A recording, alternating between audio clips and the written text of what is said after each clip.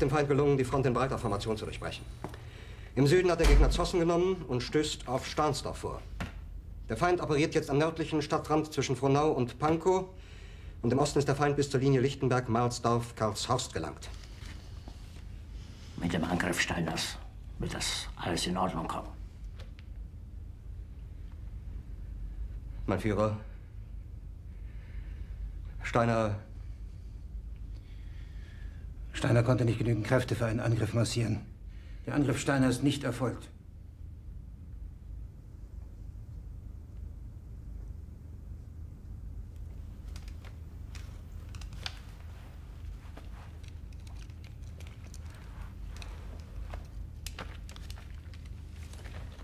Es bleiben im Raum Keitel, Jodl, Krebs und Burgdorf.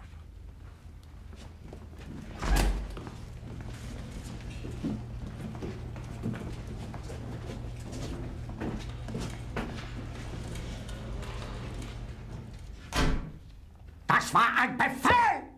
Der Angriff Steiners war ein Befehl! Wer sind Sie, dass Sie es wagen, sich meinen Befehl zu widersetzen?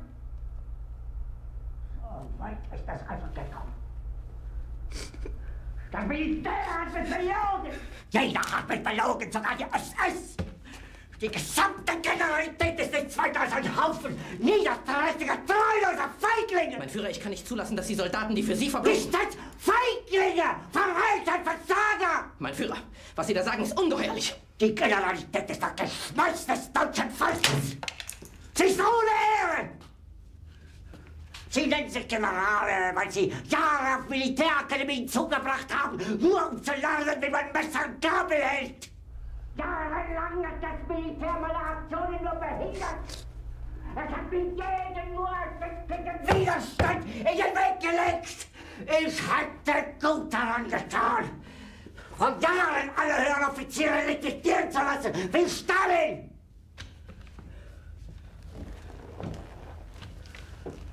Ich war nie auf einer Akademie. Und doch habe ich allein auf mich gestellt, ganz Europa erobert. Verräter! Von allem Anfang an bin ich so verraten und betrogen worden. Es wurde ein ungeheurer Verrat geübt am deutschen Volke. Aber alle diese Verräter werden bezahlen. Mit ihrem eigenen Blut werden sie bezahlen. Sie werden das saufen in ihrem eigenen Blut. Bitte gerne. Jetzt beruhig dich doch.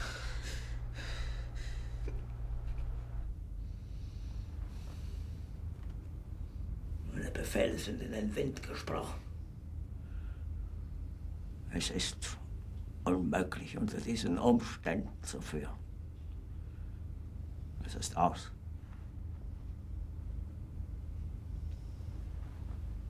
Der Krieg ist verloren.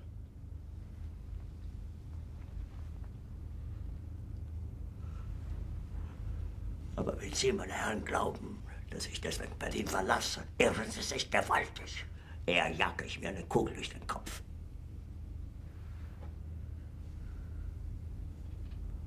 Tun Sie, was Sie wollen.